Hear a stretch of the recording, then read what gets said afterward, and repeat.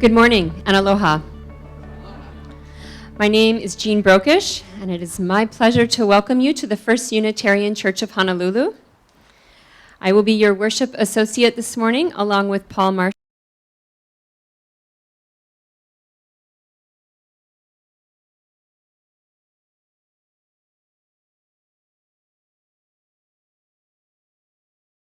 Marshall. As a Unitarian Universalist congregation, we join together every week, bound not by a creed or a mutual desire to please one God, or even many gods for that matter. Instead, we are drawn together by a belief that how we are in the world, who we are, matters. We join together in the knowledge that love, not fear, can change this world. If you believe that everyone has the right to find his or her own spiritual path, then this is the place for you. And while you're here, you are encouraged to be engaged with your whole spirit. And there are many ways to get involved, so I would like to draw your attention to a couple of them found in your bulletin. The first, there's a 60th anniversary celebration which happened last night, but there is going to be a DVD produced where you can buy that and experience the joy, the compassion, and the justice over and over and over again. There's also information about being a religious education instructor, information on an upcoming annual meeting, and information on the Honolulu Pride Parade, which the Social Justice is organizing a contingency from the First Unitarian Church to go show our support and our pride on June 1st. And in the spirit of aloha, I would like to extend a special welcome to Gini, who traveled here from Michigan. She is the moderator and chief governance officer of the UUA, and she will be delivering our sermon this morning. So join me in welcoming Gini. Will you say with me the words that for lighting the chalice? We light this chalice with the embers of compassion. We light this chalice with a torch of justice. We light this chalice with a radiance of joy.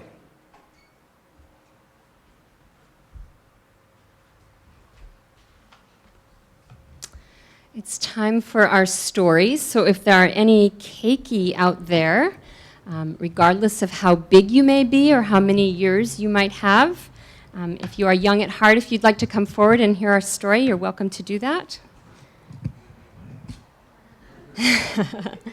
Dennis, you can come down. There's space for you. Of course. Of course. Oh, okay. So today we're going to explore the story of the very hungry caterpillar. Have you ever heard of that story?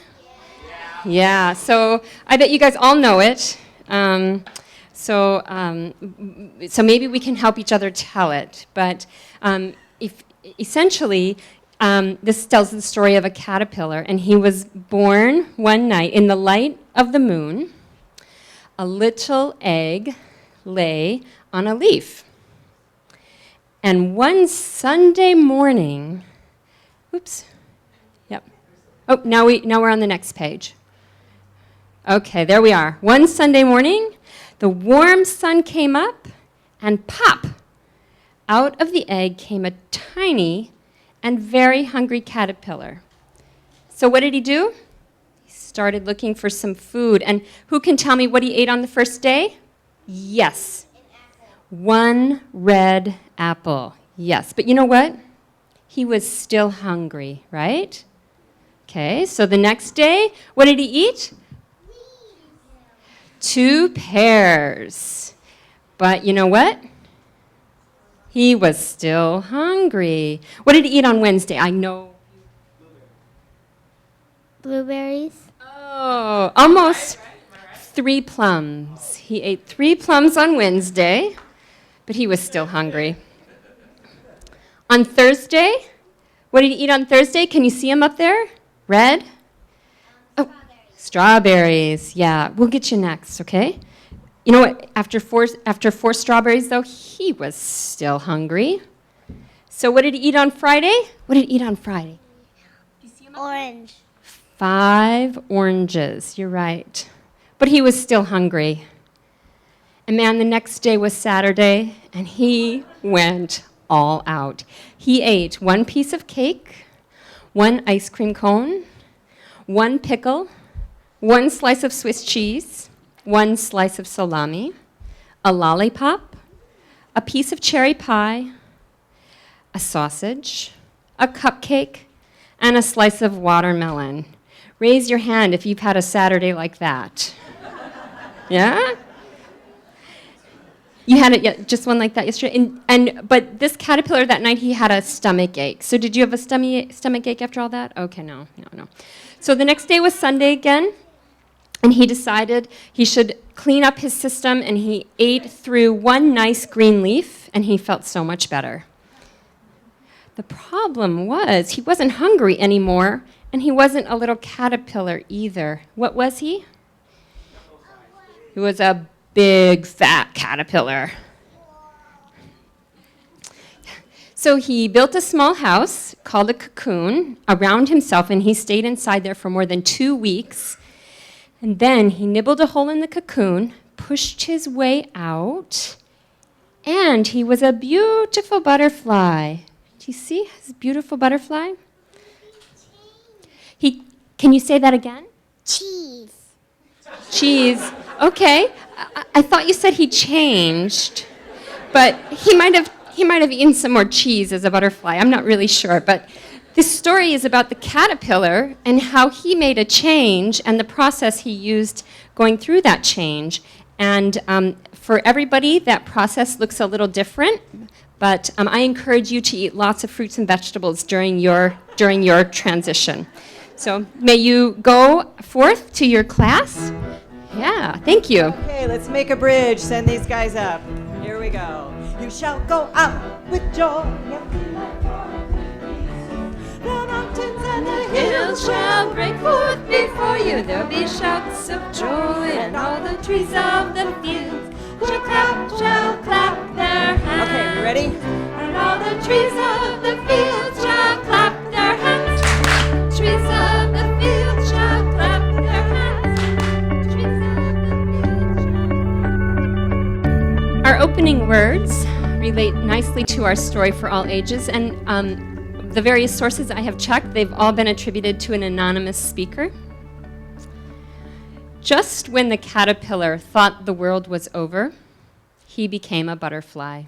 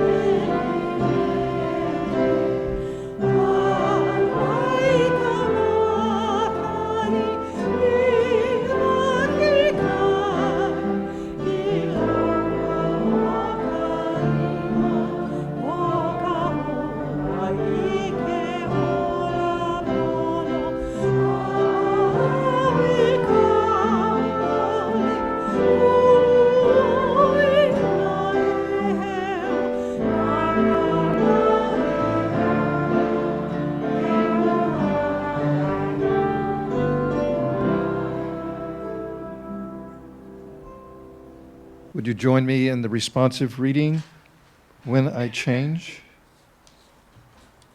We are here to derive meaning in our actions.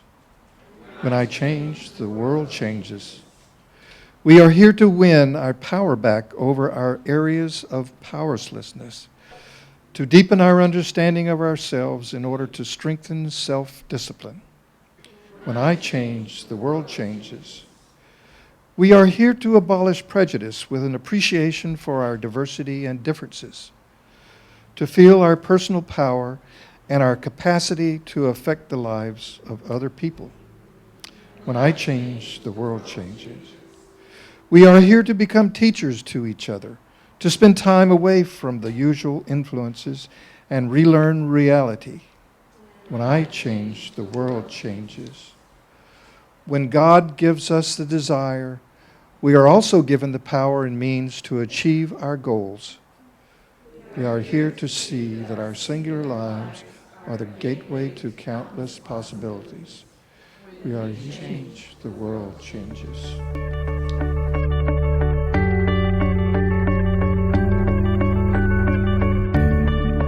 I do not know when it began, but each and every one of you do. It began with a discontent, with a gnawing at your soul. It began with a sense that you were sort of out of place. Or perhaps it began with heresy. And it was a friend, an acquaintance, a colleague who was a Christian, a Jew, a Hindu, an unchurched but discerning woman in your dentist's office who said, wait. What you just said, you sound like a Unitarian. And she or another person invited you and said, come visit my congregation. And it was not an intrusion.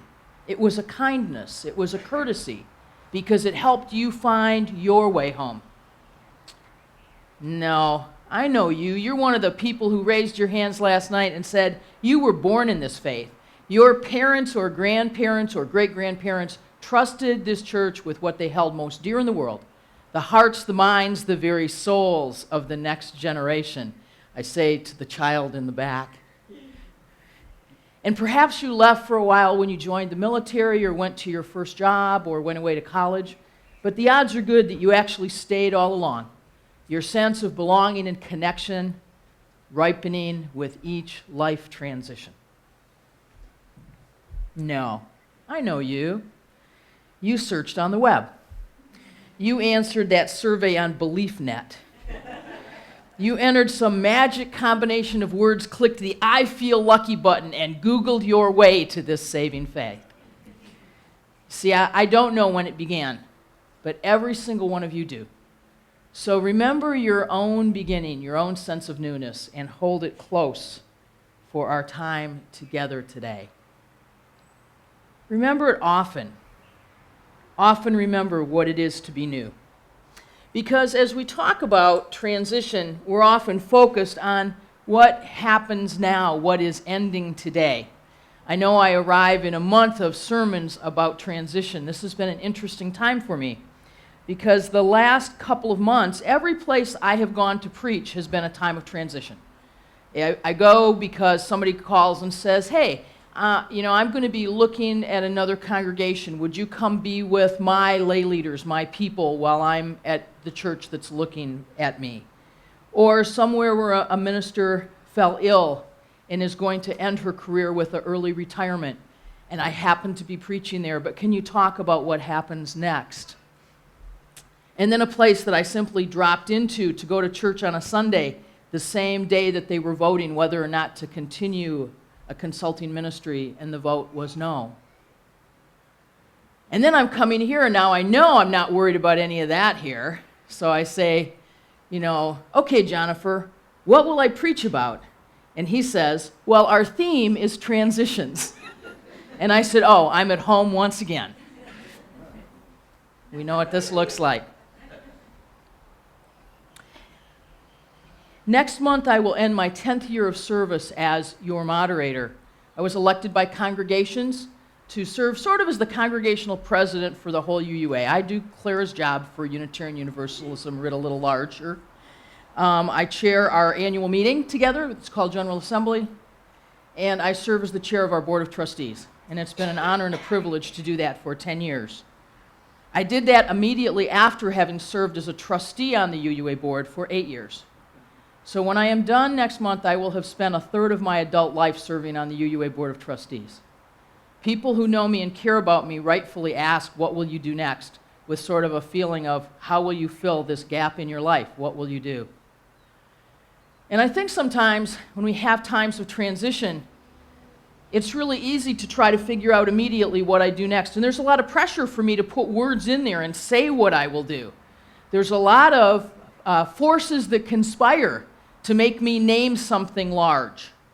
You know, like I'm going to move to Alaska, or I'm going to go to seminary, or I'm going to do some big thing next. And yet one of the things I'm aware of in a time of transition is that in my belief system, what gets me through transition is the belief that there is something waiting for me, not that I have to wait for something. My friend, the Reverend Nancy Schaefer, who went to school at Starr King and interned in the church in Berkeley, and then served a congregation near me in Ann Arbor, Michigan, wasn't just a minister, she was a poet, a fine liturgist. She died last year, way too young, of brain cancer. One of her favorite writings is a piece called Callings. And Nancy writes, when you heard that voice and knew finally it called for you and what it was saying, where were you? Were you in the shower, wet and soapy, or chopping cabbage late for dinner? Were you planting radish seeds, or seeking one lost sock? Perhaps wiping handprints off a window, or coaxing words into a sentence, or coming upon a beautiful flower, or one last, nope. Where were you when you heard that ancient voice? And did yes get born right then? And did you weep? Had it called you since before you ever were? And when you knew that, did your joy escape all holding? Where were you when you heard that calling voice, and how in that moment did you mark it? How ever after are you changed? Tell us, please, all you can about that voice. Teach us how to listen, how to hear. Teach us all you can of saying yes.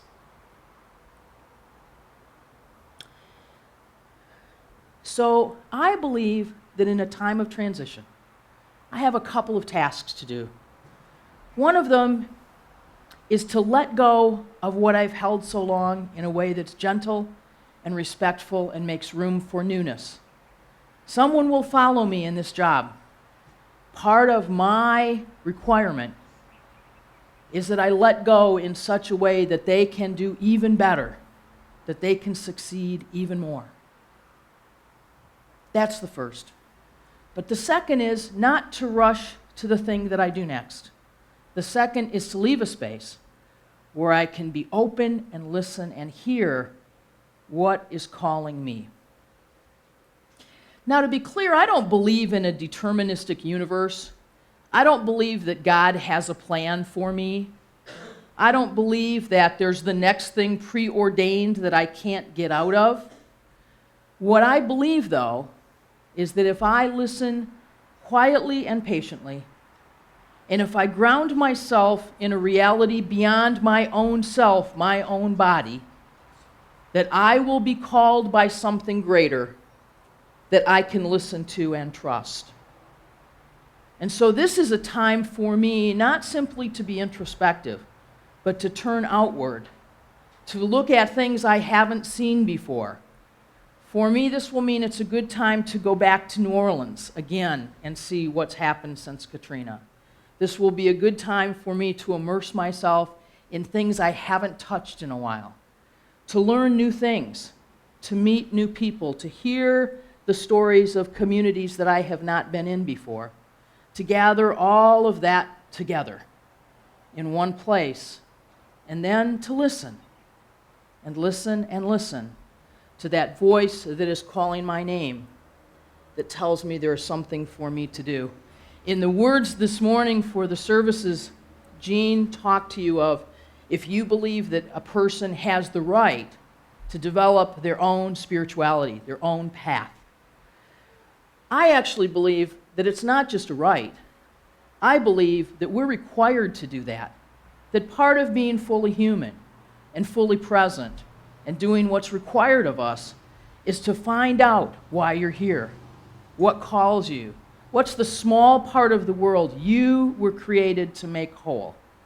This exists in more religions than I can tell you about. From Judaism, we have the stories of Tikkun, which are the stories of a broken world. Creation crafted as pottery, dropped on the ground and broken. And God then invents humanity to fix the broken world. But it's not just Judaism. We hear these same stories from so many religions of our role to find some small part of the universe, to turn towards the good, to make right. That's our role. That's our job. That's our task.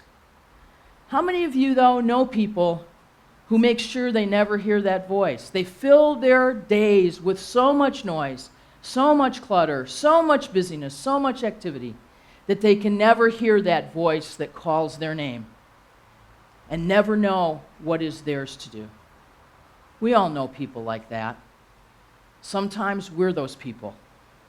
We fill our days with things we have to do so that we don't have to listen to the voice telling us what we might need to be. Or even that it's a good time to roll up the car windows.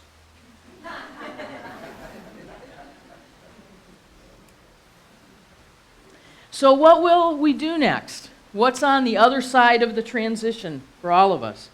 You know, for me, I do have two things I know I'm going to do next. One of them is critically important when people really push and say, but no, what are you going to do? I play one online game. It's called Kingdom of Camelot Battle for the North. I started as a simple knight named Oberon. Now I'm the vice chancellor of the 23rd largest alliance in my make-believe world. This morning, because I'm in the wrong time zone, they moved our castle without me, and I got notes. And so one of the things I'll do is I'll be able to show up a little better for my fantasy online alliance team, since I've been promoted to vice chancellor. And they were so hopeful, too, because about half of our team is in the mainland United States, and about half the team's in Australia, and they thought they could get a lot of good out of me being here. Not so much, it turns out. So I'll be a better online fantasy friend. I think it's important to know the difference between your fantasy and your reality, though. That ancient voice that calls my name is calling in the real world. And it's important that I learn how to listen and show up for those moments. And it's not just as individuals that we go through this process, because transitions are ever present. Every day you can wake up and choose to be different than you were the day before. The voice that is calling you is calling whether you're listening or not. Every single day, there's a voice that calls for you, and if you quiet down enough and look at enough different things, because it's not calling you to be the same, right? It's calling you to be different. That means you need different experiences. What a wealth you have here of people to have different conversations with, and not just in the congregation, but outside. But once you've done that, then, you can start to have conversations about what's calling your congregation as a whole. How you together find the way to say yes. That ancient voice that calls your name, that so reliably through this congregation's history has called you to do new and different things for the community. What is it calling you to now? And how do we listen to that particular voice that knows the name of this congregation? What are you being summoned to? So it's a time of change. It's a time of change for all of us. Every day. Every moment. But particularly in times we can identify and know. And during those times, that's when I hold steady, look beyond myself, root myself in newness and new adventure, and then listen quietly for that voice that has been calling me all along, and say, what is it time for me to learn how to do next? I wish best of transitions to myself. I wish the best of transitions to those of you who are traveling, as many of you are, in the next couple of years. And I wish the best of transitions to this congregation and to all of us in our association. There is so much for us to do. We never lack for tasks to bring the world to more goodness, to build the common good and make our own days glad. But it is important, then, that we listen, that we choose well, and that we turn towards the new and the changed with the energy of love that only comes from knowing how important our work is and how deeply we are called.